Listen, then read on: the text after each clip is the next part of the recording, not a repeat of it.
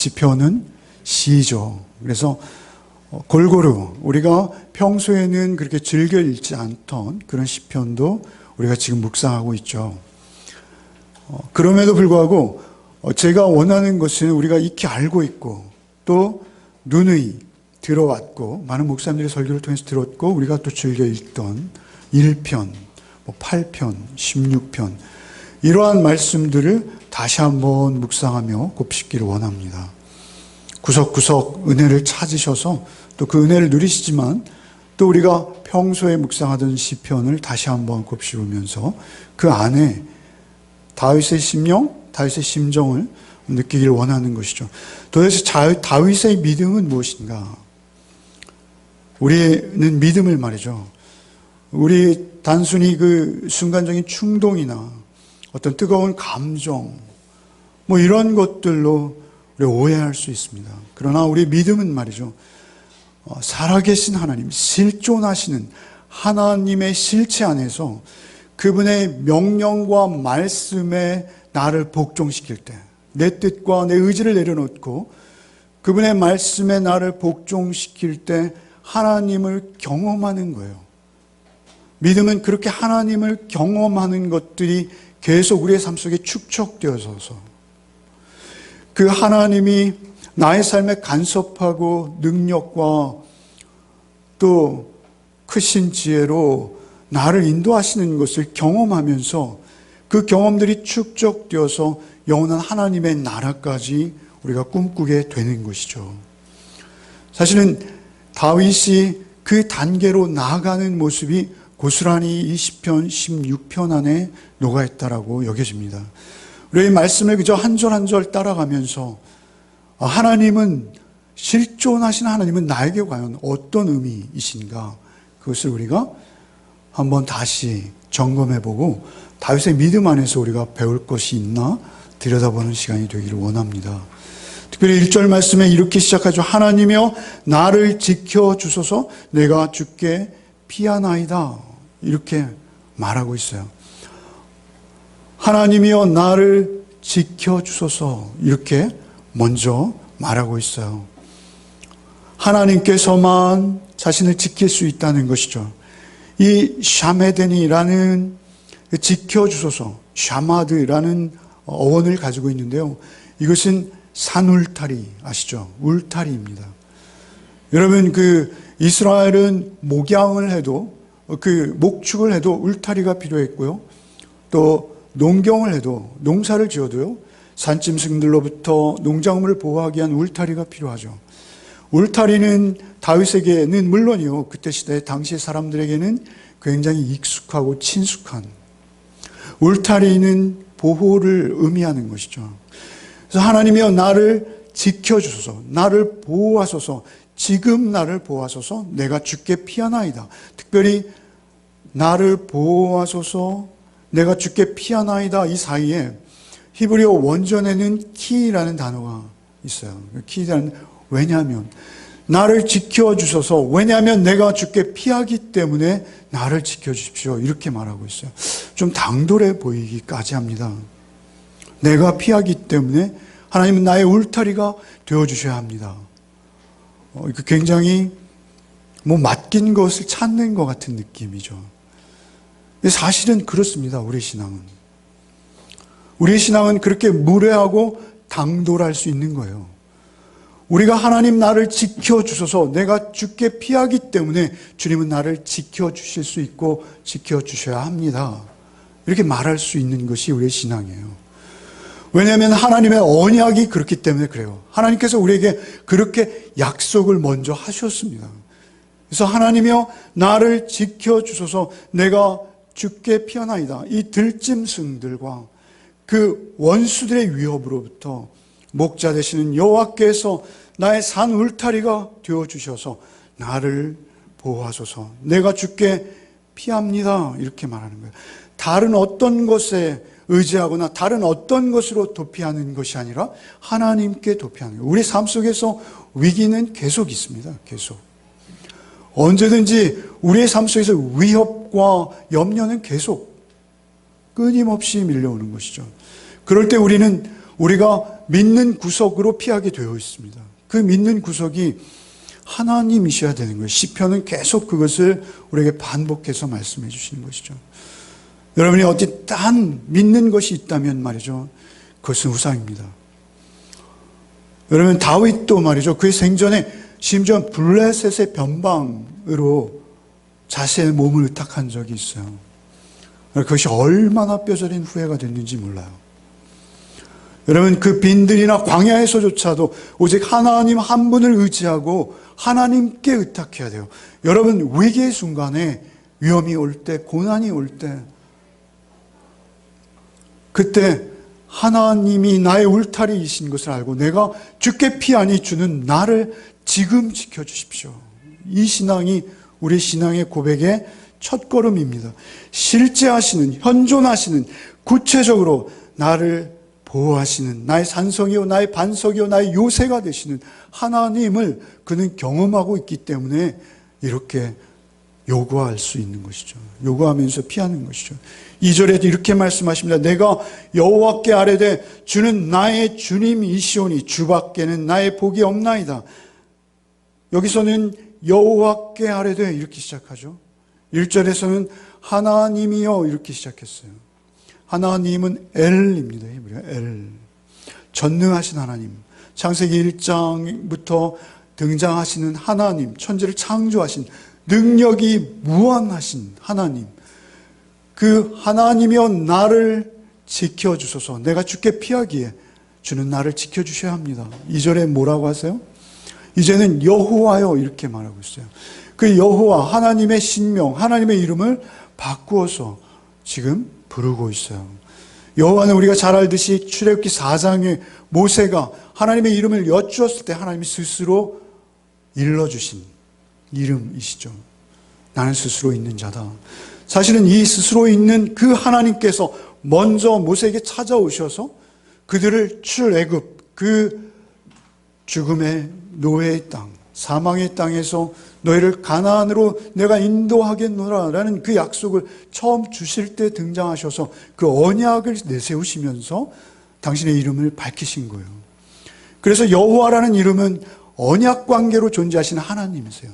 그러니까 우리가 언약 관계로 하나님과 나는 존재하는 거예요. 하나님과 나의 관계는 계약 관계입니다. 그 계약서가 성경인 거고요. 그 계약의 내용이 언약이고 복음인 것이죠. 그 언약 안에 있는 하나님을 부르는 거예요. 그래서 여호와, 여호와. 여호와는 나의 주이십니다. 한마디로. 주라는 단어가 3번 등장하는데 아도나이라는 히브리어예요. 이것도 역시 하나님의 이름입니다. 주라는 이 이름에 함축되어 있는 하나님의 의미는 우리의 주인이시라는 거예요. 주인. 우리는 하나님의 소유입니다. 우리가 하나님의 소유일 때 그때 우리는 복이 있는 거예요. 그래서 하나님께 하나님은 나의 주님이시오니 주여 주밖에 나의 복이 없나이다. 주밖에 나의 복이 없나이다. 여기서 복이라는 단어도 우리가 잘 아는 토바티, 이건 원형이 토부예요. 토부. 복이 없나이다 할 때 이 복은 말이죠, 약간 의역인 것이죠. 사실은 이 느낌은 하나님만 나의 가장 선하심입니다. 하나님만 나의 가장 좋으심입니다. 이런 의미가 있습니다. 그러니까 하나님이 나의 주인 되시는, 당신이 나의 주인 되시기에 그것이 나의 가장 선함이요, 좋음이요, 나의 전부입니다. 하나님이 나의 주인 되시기에 나는 그렇다는 것이죠. 여러분, 하나님이 우리의 주인이 될 때 사실은 우리는 가장 아름답습니다. 가장 좋은 상태이죠. 여러분, 다윗에게는 참 좋은 것들이 많았어요. 다윗이 가지고 있는 것들 우리가 잘 알고 있죠. 그는 용맹한 전사였습니다. 어느 누구도 감히 따라올 수 없을 정도로 용맹했습니다. 이미 소년 시절부터 골리앗 앞에 당당히 설 수 있는 용맹한 전사, 요즘 말하면 군인이죠. 혁혁한 군인입니다. 그냥 민간인 신분으로 들여서 양을 치던 그가 갑자기 이스라엘 전체의 군대 장관이 될 만한 능력 있는 군인입니다. 그런가 하면 그는 시인이죠. 그의 문학적 재능은 인간의 한계를 뛰어넘는 것 같습니다. 우리 시편을 보면 그렇지 않습니까? 그런가 하면 그는 악기 연주자이기도 해요. 요즘 우리가 악기 하나를 배워도 말이죠, 평생을 우상처럼 그 악기를 섬기면서 평생 악기를 연습하지 않습니까? 다윗은 실제 그의 악기 솜씨보다도 그의 악기 연주에는 말이죠, 하나님의 영이 함께 하신 능력 있는 연주였어요. 악기가 쫓겨가는. 여러분, 한 사람이 평생에 하나도 지니기 힘든 재능을 말이죠, 그는 군인이며 용맹한 군인인데 섬세한 시인이에요. 그런가 하면 또 연주자예요. 여러분, 그러나 그런 좋은 것들, 많은 재능들이 있었으나 그 재능들이 자기의 선한 것이 아니라는 거예요. 자기의 좋은 것이 아니라는 거예요. 그것들은 오히려 사소한 것이요, 여호와 하나님이 나의 주인 되시는 그것이 나에게 복이고 선함, 아름다움이라는 거예요. 자신의 선함, 자신의 선한, 가장 선한 것, 가장 아름다운 것은 주님이 나의 주인 되심이 나의 가장 큰 아름다움이요 선함입니다. 이렇게 고백하는 것이죠. 여러분, 그가 사실 한꺼풀 벗겨보면요, 그가 용맹할 수 있는 이유가 무엇입니까? 그것은 하나님이 그와 함께 하시기에 용맹한 군인이 될 수 있는 거예요.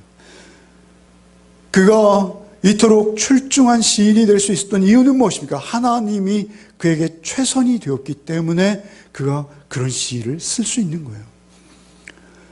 그가 그 악기를 연주할 때 그 솜씨뿐만 아니라 그 영이 그 연주와 함께 할 수 있었던 이유는 무엇입니까? 그것은 그 안에 하나님께서 그의 손을 붙들고 계셨기 때문에 그 연주가 가능한 것이죠. 여러분, 우리는 늘 이 본말이 전도되어 줄 수 있어요. 우리가 그리스도인으로 산다는 것은 무엇입니까? 하나님이 최우선이 되는 거예요. 하나님이 첫 번째가 되는 거예요. 하나님이 전부인 것이죠. 그래서 주는 나의 주시오니 주밖에 나의 복이 없나이다. 이 고백은 참으로 놀라운 고백이죠. 우리의 고백이 되어야 할 줄 믿습니다. 우리 고백이 될 때 우리는 그 고백 안에서 또한 많은 아름다운 교제도 할 수 있다. 이렇게 말씀하세요. 여러분, 하늘엔 하나님이 계시고요, 이 땅에서 우리가 호흡하는 인간으로서 가장 또한 아름답고 귀한 것, 존귀한 것이 있습니다. 그것은 무엇이냐면 성도의 교제예요. 여러분, 3절 한번 같이 읽어보시죠. 땅에 있는 성도들은 존귀한 자들이니 나의 모든 즐거움이 그들에게 있도다. 모든 즐거움, 내가 이 땅에서 누리는 즐거움이 있다면 유일한 모든 그 즐거움 모두는, 땅에서 즐거움의 모두는 뭐예요? 성도들, 그 존귀한 성도들과 나누는, 그 교제하는 것이 유일한 기쁨인 거예요. 즐거움인 것이죠. 여러분, 요즘 우리가 점심도 못 먹고 OQT도 못 하죠. 그러나 사실 우리가 교회에 말이죠, 그냥 마당만 밟고 설교 한 편 들으러 오신다면 여러분, 사실은 그 신앙생활은 반쪽입니다.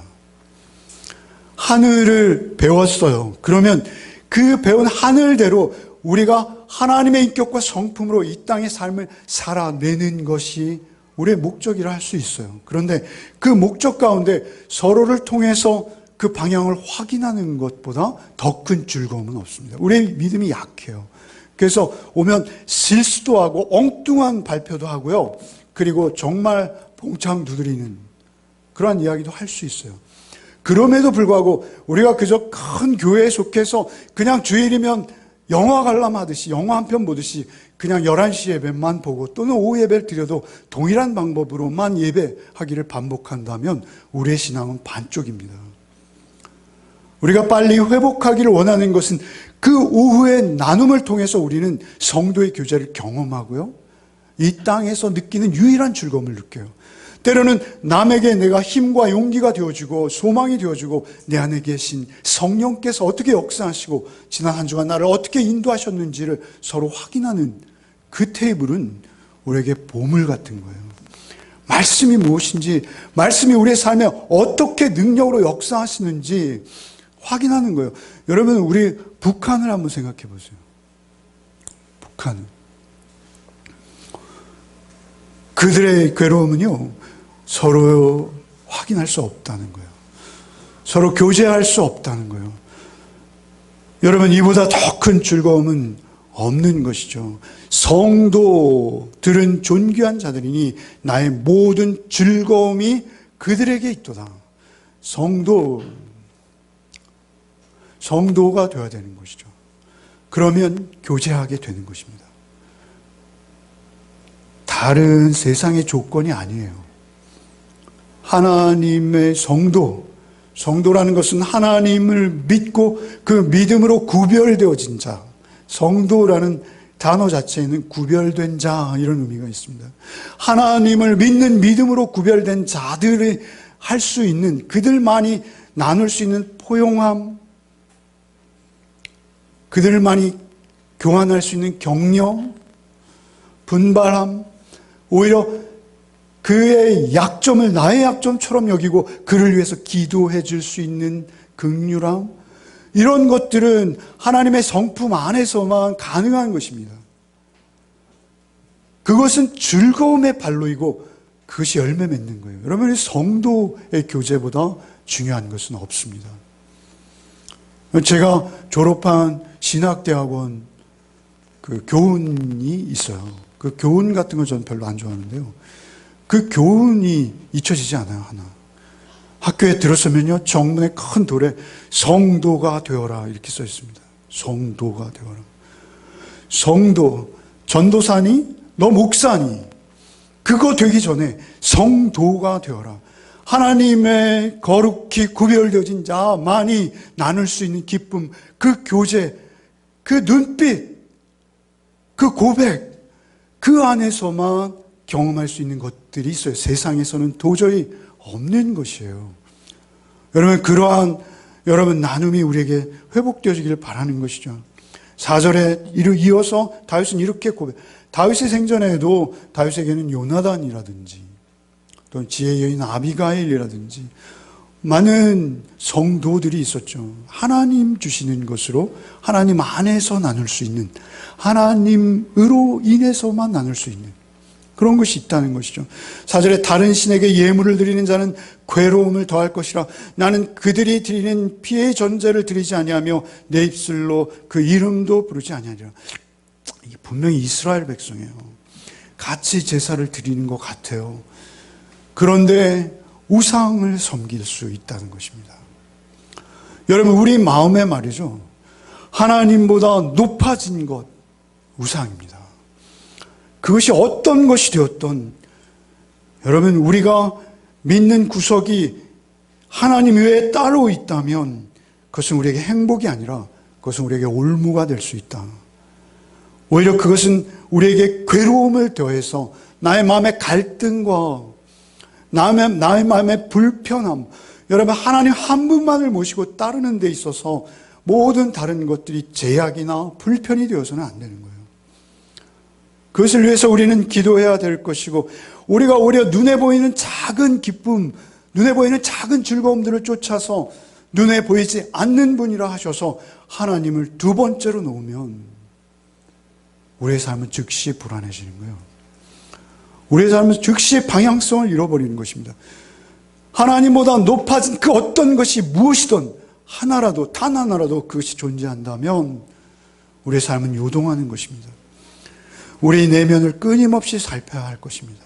5절, 6절, 7절, 8절 같이 한번 읽겠습니다. 읽어야 돼요. 여러분 자꾸 흩어지시기 때문에 읽으셔야 돼요. 읽겠습니다. 함께 읽겠습니다. 큰 소리 읽겠습니다. 여호와는 나의 산업과 나의 잔의 소득이시니 나의 분깃을 지키시나이다. 내가 줄로 재어진 구역은 아름다운 곳에 있으며 나의 기업이 실로 아름답도다. 나를 훈계하신 여호와를 송축할지라. 밤마다 내 양심이 나를 교훈하도다. 내가 여호와를 항상 내 앞에 모시며 그가 나의 오른쪽에 계심으로 내가 흔들리지 아니하리로다. 사실 이것이 우리 신앙생활의 핵심입니다. 여러분, 이렇게 먼저 고백, 나의 산업, 나의 자네 소득, 나의 분깃을 지키시는 하나님이기에 찬양합니다로 우리는 이 문장을 읽을 수 있어요. 그리고 또한 그것 때문에 신앙생활 하는 자들도 있습니다, 심지어는. 그러나 여러분, 우리가 조금만 더 관심을 가지고 이 문장을 보면 산업, 나의 자네 소득, 나의 분깃, 이것에 우선하는 것이 무엇입니까? 여호와가 나의 산업이라는 거예요. 여호와가 나의 산업이요, 여호와가 나의 자네 소득이요, 여호와가 나의 분깃이 되는 거예요. 먼저입니다. 여러분, 내게 줄로 재어진 그 구역은 아름다운 곳에 있으며 나의 기업이 실로 아름답도다. 이 사실은 다윗은 말이죠, 이스라엘은 땅을 기업이라 하는데요, 그 기업은 모세에게 하나님께서 약속하신 대로 가나안에 들어갔을 때 그 땅을 제비 뽑아 땅의 경계를 정하고 구역을 나누어서 땅을 유산으로 상속하도록 되어 있어요. 그것을 기업이라요. 몫이라고도 하고 상속이라고도 합니다. 그런데 어찌되었든 그것이 말이죠, 중요한 게 아니라는 거예요. 그것도 중요하지만 그것보다 더 중요한 것은 그 아름다운 구역. 다윗은 온 나라를 차지한 임금이에요. 왕이에요.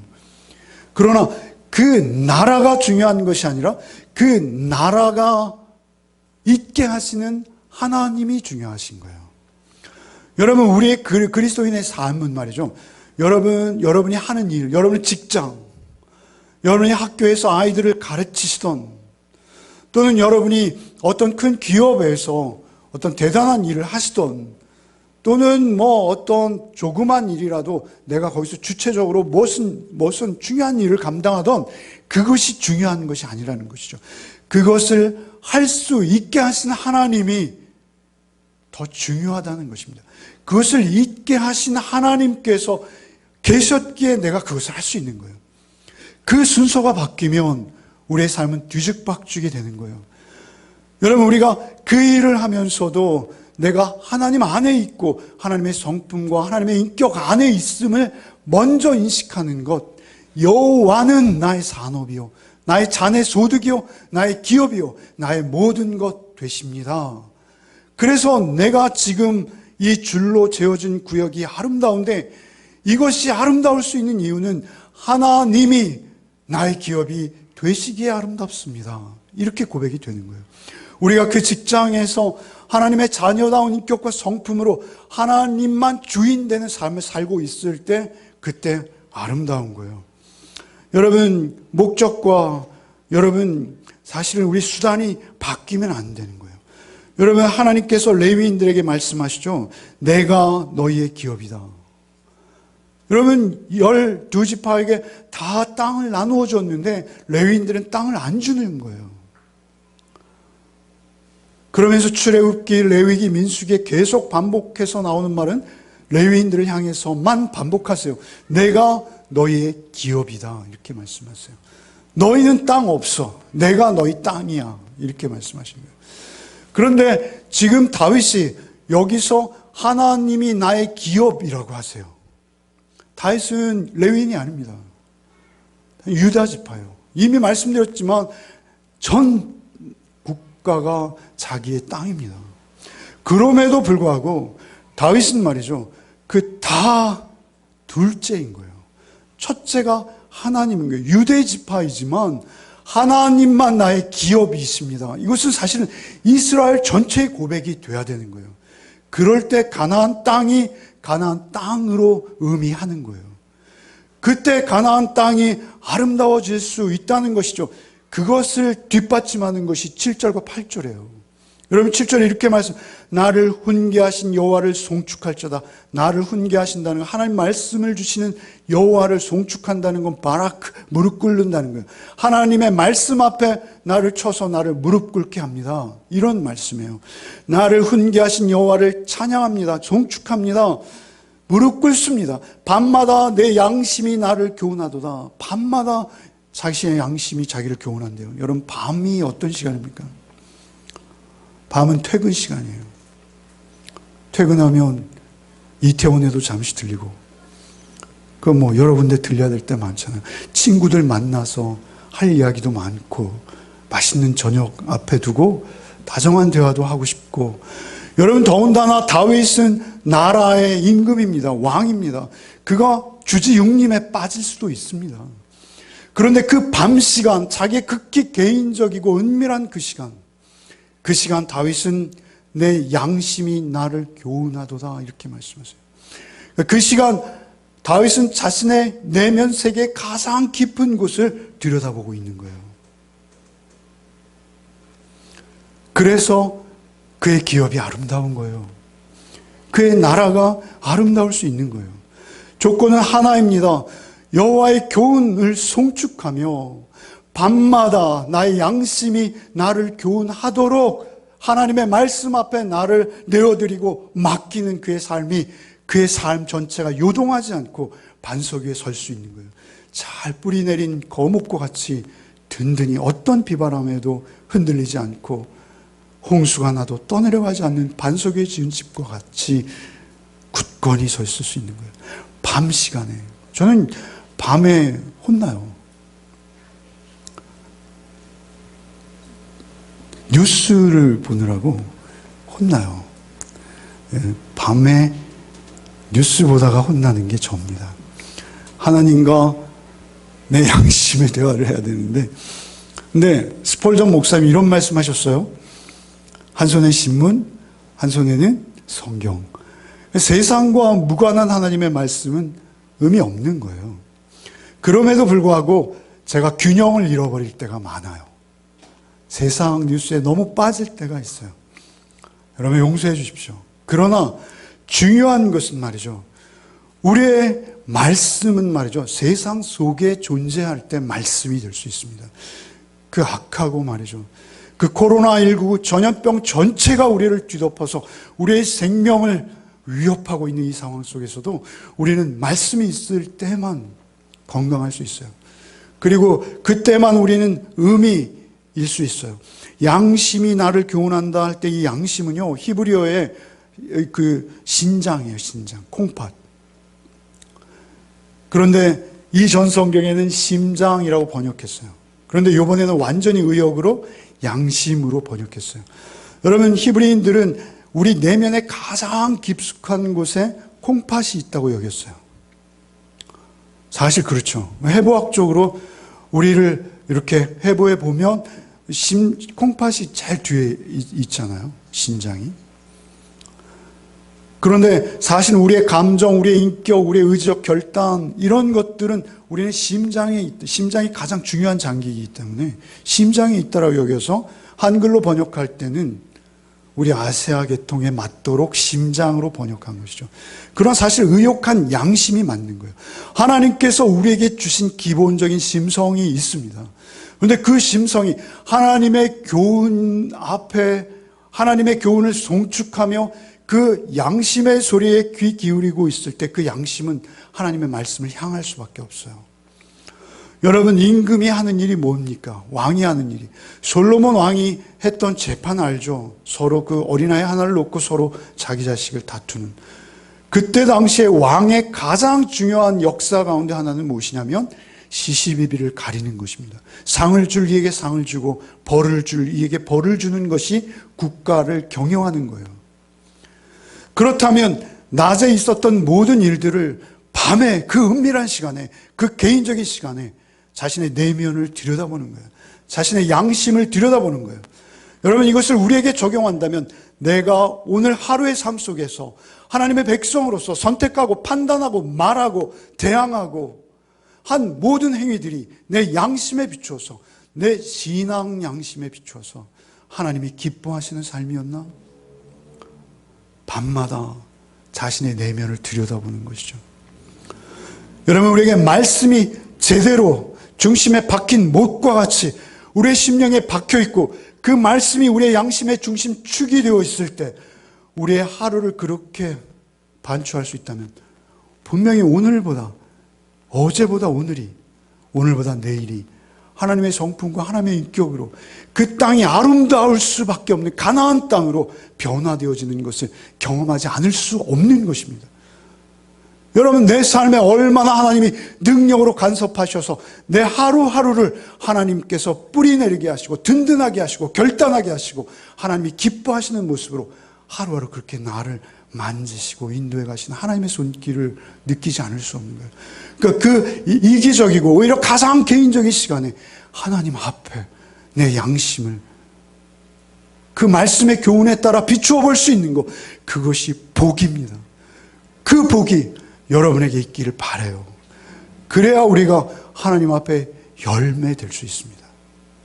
그렇게 양심, 심장에 자기를 비춰보는 이 모습을 칼빈이라는 사람은 하나님의 인도하심에 자신을 의뢰하는 시간이라고 해석했어요. 요즘 말로 표현하면요, 좀 어려운 신학적인 용어로는 이런 표현을 한 주석가도 있어요. 성령의 내적 조명.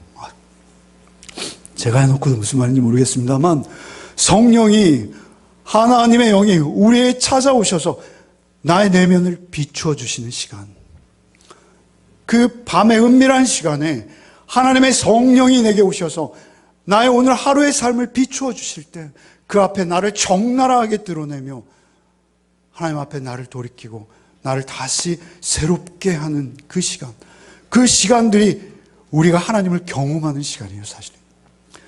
그리고 그 경험을 통해서 소중하게 나의 삶 속에 하루하루 나를 하나님의 백성답게, 하나님의 자녀답게 변화시켜 가시는 하나님의 손길을 경험하는 거예요. 그 경험들이 축적되고 쌓이고 쌓여서 내가 할 수 없는 일은 못하게 하시고 내가 해야 될 일은 하도록 하시는 거예요. 그것을 우리가 경험해 나가는 그 상황 속에서 8절에 고백이 나오는 것이죠. 8절 한번 읽어봅시다. 내가 여호와를 항상 내 앞에 모시며 그가 나의 오른쪽에 계심으로 내가 흔들리지 아니하리로다. 여호와가 항상 내 앞에 계시면, 항상이 중요해요. 항상, 언제나 늘 변함없이 어제도 오늘도 내일도 항상 내가 여호와 앞에 있다는 거예요. 여호와께서 나의 오른편에 계시다는 거예요. 나의 오른손을 붙들고 계신 거예요. 하나님께서 나의 오른손을 놓지 않고 계신 거예요. 오른쪽에 계심으로 내가 흔들리지 아니하리로다. 그 결과 9절과 같이 고백하는 거예요. 이러므로 나의 마음이 기쁘고 나의 영도 즐거워하며 내 육체도 안전히 살리니.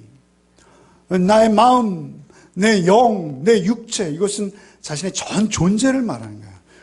우리가 이렇게 구성되어 있어요, 우리 존재가. 그런데 그 나의 전 존재가 말이죠, 하나님을 모심으로 말미암아 기쁘고 즐겁고 안전하다, 이렇게 말씀하십니다. 하나님이 나를 지켜주시기에 안전할 수밖에 없고요. 나의 육체가, 나의 마음은 기쁘고요. 나의 영도 늘 즐거움 가운데 있을 수밖에 없다는 것이죠. 여러분, 묵상하고 큐티하며 나의 삶을 하나님께 온전히 전적으로 의탁하고 하루하루 살아가는 자들이 공통적으로 경험할 수밖에 없는 상황입니다. 이것은. 그래서 점점 더 깊이 있게 하나님을 경험해가는 다윗이지만 또 놀랍게 말이죠, 10절에 반전이 있는 듯해요. 10절과 11절을 읽고 마치겠습니다. 10절과 11절 읽겠습니다. 이는 주께서 내 영혼을 수월에 버리지 아니하시며 주의 거룩한 자를 멸망시키지 아니하실 것임이니이다. 주께서 생명의 길을 내게 보이시리니 주의 앞에는 충만한 기쁨이 있고 주의 오른쪽에는 영원한 즐거움이 있나이다. 여러분, 주께서 내 영혼을 수월에 버리지 아니하시며, 수월은 말이죠, 무덤을 상징해요. 지옥을 상징합니다. 영원한 죽음을 상징해요. 여러분, 이토록 놀라운 즐거움과 기쁨과 충만함을 고백하던 다윗이 갑자기 자신의 영혼이 수월에 버려질 것 같은 고통도 함께 있는 거예요. 있을 수 있는 거예요. 그것은 무엇이냐면요, 그 고통을 뛰어넘는 과정이 우리에게 반드시 필요하고, 우리의 삶 속에서는 그 고통을 뛰어넘는 과정을 사실은 날마다 경험한다 할 수 있어요. 여러분, 우리는 원래 죄와 죽음의 종로를 타던 자들입니다. 우리의 모든 죄악들은 말이죠, 우리가 죽음 앞에 두려워 떨며 저지르는 일들이에요. 죽음이라는 현상을 나로부터 떨궈내기 위해서 하는 것이죠. 근데 사실은 그게 죽음의 종로를 타는 결과가 되어지고 결국 죄에 계속 매이고 휘둘리는 결과가 되는 거예요. 여러분, 우리가 왜 남을 막 핍박하고 악착같이 막 길들이려 하고, 여러분 직장에서는 말이죠, 상사가 말이죠, 자기의 부하 직원들을 말이죠, 자기 손가락 하나로 막 움직이려고 하죠. 왜 그렇습니까? 자기의 죽음을 염려하는 거예요. 그것은 자기의 위치, 자기의 자리를 더욱 든든하고 견고하게 해서 영원을 누리기라도 할 것처럼 행동하는 거예요. 그것이 전부가 아닌데 그것이 전부인 양 여기면서 그 외형적인 눈에 보이는 어떤 위치와 참으로 외형적이고 허울 뿐인 그 권리, 권력, 그것들을 움켜쥐기 위해서 남의 눈에 피눈물을 흘리도록 하는 것이죠. 어떤 경배하시는 분의 죽음 앞에서 우리 그런 거 느끼지 않아요? 참으로 터무니없는 일이죠. 그 돌아가신 분도 너무나 안타깝고요. 또 그것을 이용하려 드는 그 사람도 참으로 잔인하죠. 그것은 하나님의 없음으로, 하나님의 안 계심으로 요동하는 세상의 모습을 그대로 반영하고 있는 것입니다. 여러분, 우리의 삶 속에서 우리가 견고하게 설 수 있는 것은요, 사실 이 영원한 부활의 신앙입니다.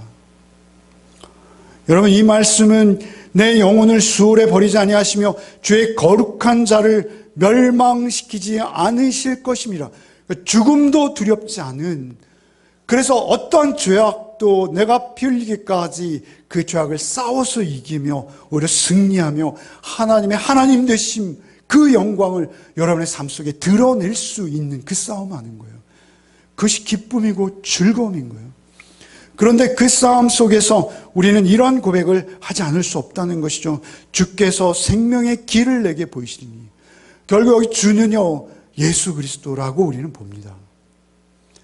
여러분, 이 말씀은요, 신약의 조명을 받지 않으면 완전히 이해할 수 없어요. 여러분, 이 말씀은요, 사실은 구약의 말씀, 특별히 시편의 말씀이 신약에 인용되어진 경우는 그 의미는 정확히 신약에서 해결을 받을 수밖에 없습니다. 그것을 어려운 말로 늘 드리는 말씀, 계시의 점진성입니다. 구약에서부터 신약으로 더 확실해져 가는 거예요.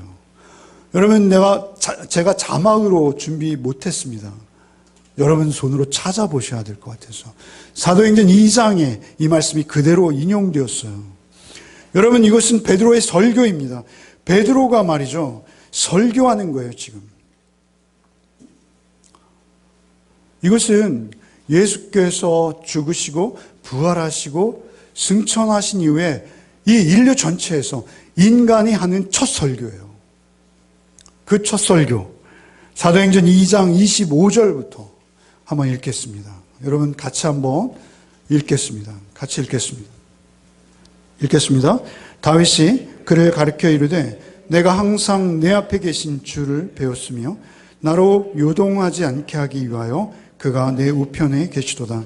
그러므로 내 마음이 기뻐하였고 내 혀도 즐거워하였으며 육체도 희망에 거하리니 이는 내 영혼을 음부에 버리지 아니하시며 주의 거룩한 자로 썩음을 당하지 않게 하실 것이미로다.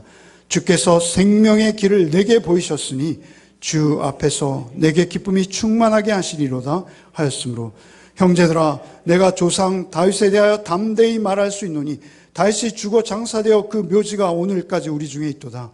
그는 선지자라. 하나님이 이미 맹세하사 그 자손 중에서 한 사람을 그 위에 앉게 하리라 하심을 알고 미리 본고로 그리스도의 부활을 말하되 그가 음부에 버림이 되지 않고 그의 육신이 썩음을 당하지 아니하리라 하더니 이 예수를 하나님이 살리신지라 우리가 다 이 일의 증인이로다. 아멘. 여러분, 더 이상 설명이 필요 없으시죠? 그 말씀을 그대로 인용하시는 거예요. 베드로 사도께서 그 첫 설교를 하시면서 너무나 중요한 사항이기 때문에 그래요. 유대인들은 시편 1편, 8편, 16편 다 외우고 있었을 거예요. 그래서 이 말씀을 인용하면서 다윗은 주께서 오셔서 어떤 죽음을 보이시고 다시 그 수월에 머물지 아니하시고 부활하셔서 썩음을 당하지 아니하시고 영원한 생명으로 우리의 첫 열매가 되실 것을 미리 예견하고 선지자의 일을 감당한 거예요. 여러분, 다윗 자신은 주님을 미리 보고 있었을 뿐만 아니라 자신도 주의 뒤를 쫓게 될 것을 알고 있었어요. 여러분, 이건 베드로만 그런 것이 아니라요, 바울도 동일해요. 바울도 그의 1차 선교 여행에서 비시디아 안디옥에 이르렀을 때 사도행전 13장 35절에 이 20편 말씀을 그대로 인용하세요. 바울이 비시디아 안디옥에서 하는 설교 중에 사도행전 13장 35절 또 다른 시편에 일렀을 때 주의 거룩한 자로 썩음을 당하지 않게 하시리라 하셨느니라 라는 이 말씀을 인용하셔서 예수의 부활을 설명하고 있다는 것이죠. 여러분, 이 말씀은 결국 그의 삶 속에 밤마다 그를 교훈하시고 훈계하시며 그의 양심에 비추어 주셨던, 그 빛을 비추어 주셨던 하나님을 경험했던 그가 끝내 달하는 목적지는 어디입니까? 그 경험이 축적되고 축적되어져서, 여러분, 구약에서 부활을 이토록 강력하게 증거하는 곳은 여기 한 곳인 것 같습니다.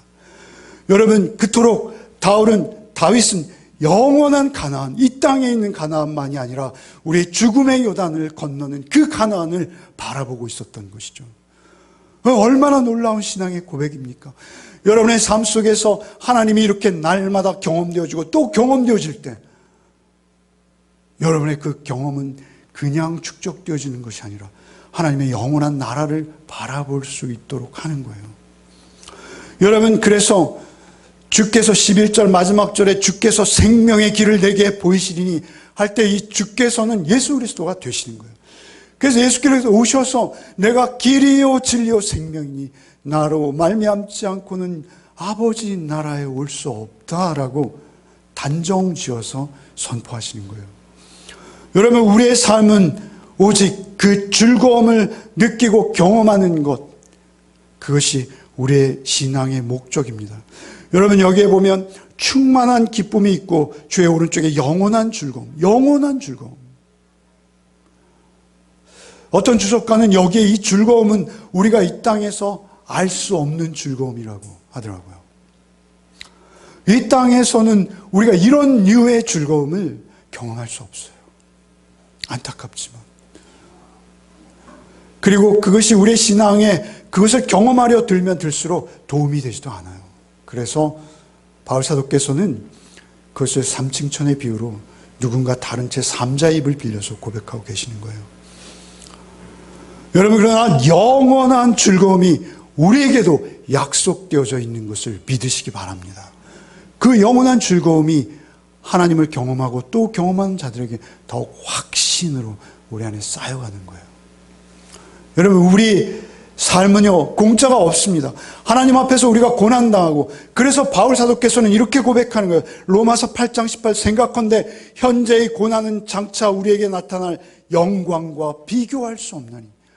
그러니까 우리에게 나타날 그 나라의 영광과 즐거움은 우리가 이곳에서 알 수 없는 종류예요. 여러분, 제가 지난 시편을 강의하면서 우주의 끝에 대해서 언급했더니요, 저희 가족 중에 한 분이 우주의 끝에 대해서 열심히 연구를 하셔가지고 뭐 이런저런 말씀들을 하시는데, 우주의 끝을 알려고 하면 할수록 미궁이에요. 왜냐하면요, 그것은 우리의 인간 지성이 다다를 수 없는 것이기 때문에 그렇습니다. 하나님을 우리의 머리에 다 담을 수 있다면 이미 하나님이 아니시죠. 하나님은 그 무한 광대하심을 우리가 알 수 없는 분이세요. 우리의 그 영광과 그 즐거움도 여기서 우리가 알 수 없어요.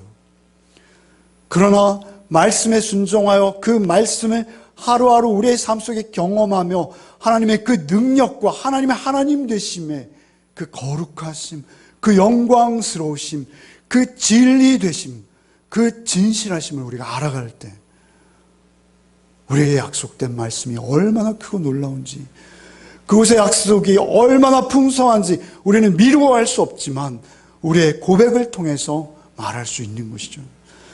여러분, 우리의 삶 속에서 어려움이 있습니다. 고난이 있습니다.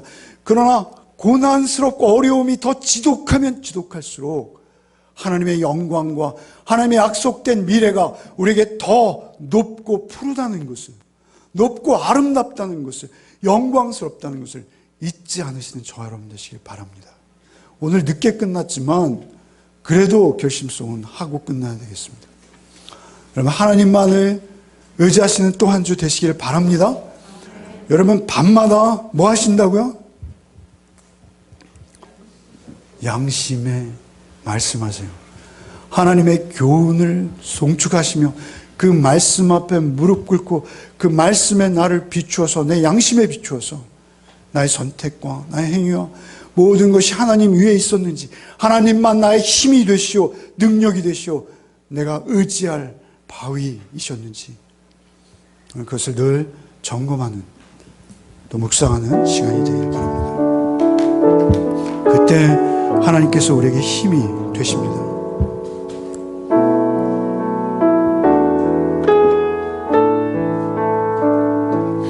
나의 힘이 되신 여호와여, 내가 주님을 사랑합니다.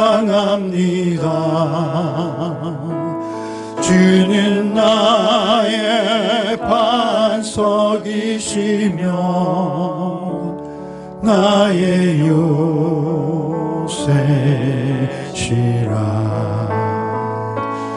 주는 나를 건지시니 나의 주, 나의 하나님, 나의 피할 바위시여,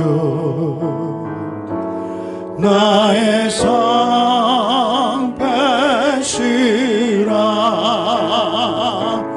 나의 하나님,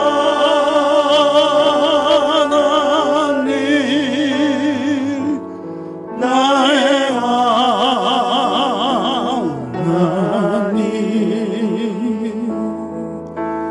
구원의 뿌리시여,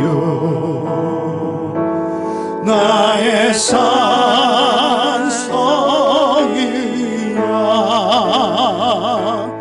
나의 하나님,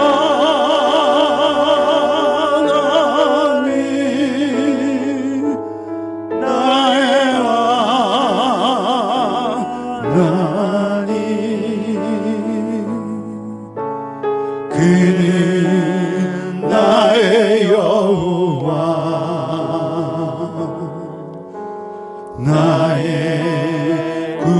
구세주, 나의 생명이신 여호와여, 나의 생명이신 여호와여,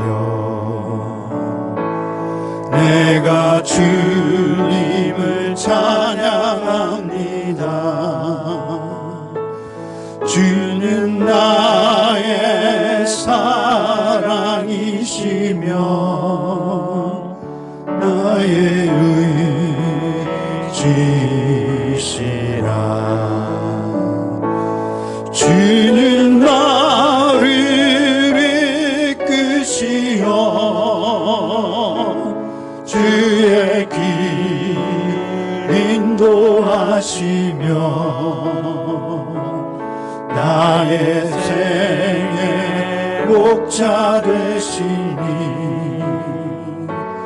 내가 따르리라.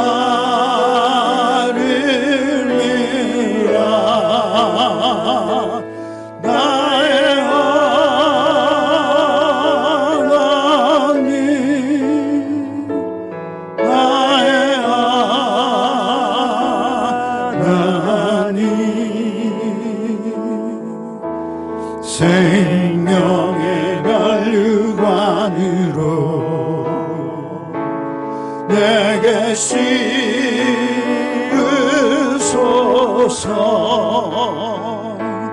나의 하나님,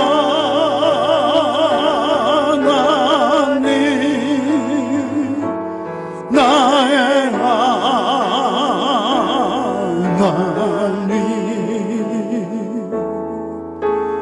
그는 나의 여호와 나의 구세 나의 하나님, 나의 하나님, 나의 하나님 나의 하나님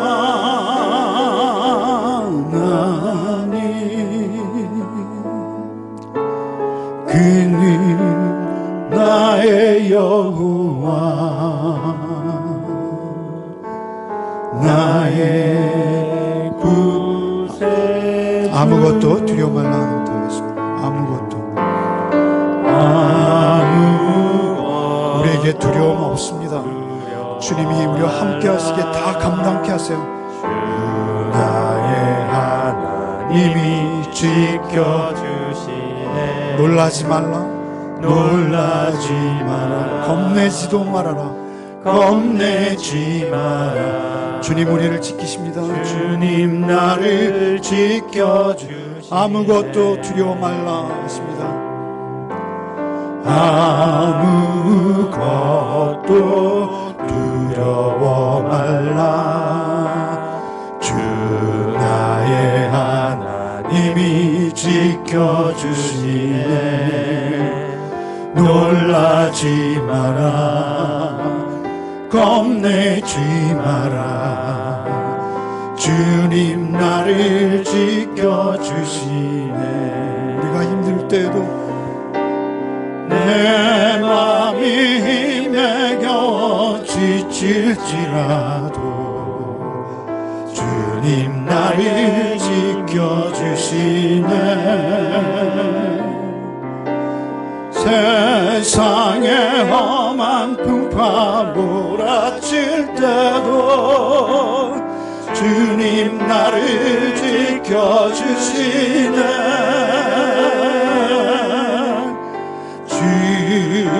주님은 나의 산성 주님은 나의 요새 주님은 나의 소망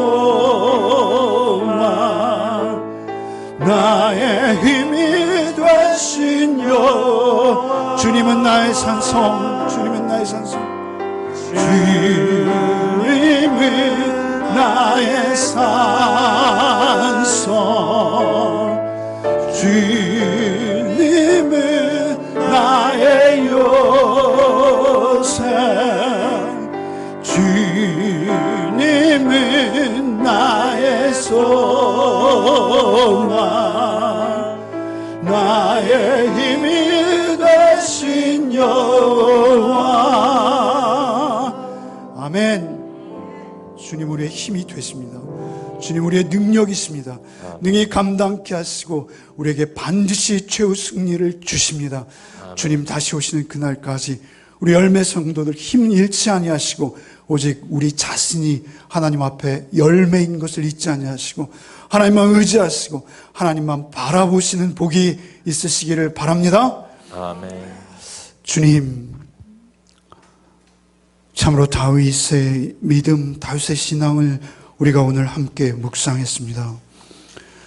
주여, 참으로 우리의 끝이 다윗의 끝의 고백과 같아질진저 참으로 우리가 하루하루 주님 앞에서 참으로 주님과 온전한 동행을 이루는 삶을 살게 하시되 주의 생명의 길을 따라 한 걸음 한 걸음 주의 말씀 앞에 나를 복종시켜 나가는 삶이 되게 하여 주옵소서. 우리의 전 존재가 오직 여호와 하나님 한 분 앞에서 즐거워하며 안전히 거하는 복이 이 한 주간의 우리의 삶 속에서도 있게 하여 주옵시되 하나님을 더욱 깊이 경험하고 또 경험하고 그 경험이 쌓여가는 또 한 주간 우리의 삶이 되게 하여 주옵소서. 예수 그리스도 이름 받들어 기도하옵나이다. 아멘. 이제는 우리 구주 예수 그리스도의 은혜와 하나님 아버지의 독생 성자를 우리의 대속을 위해 내어주신 그 귀하시고 높고 넓고 크신 사랑과 성령의 내주 교통 충만하신 은총이 오직 주의 말씀 힘입어 하나님만 나의 힘이요 나의 소망이심을 고백하며 한 주간의 삶 속에서도 온전히 하나님의 손에 붙들린 자의 삶을 살기로 다짐하는 우리 성도들 위해 이제부터 영원토록 함께 계실지어다. 아멘.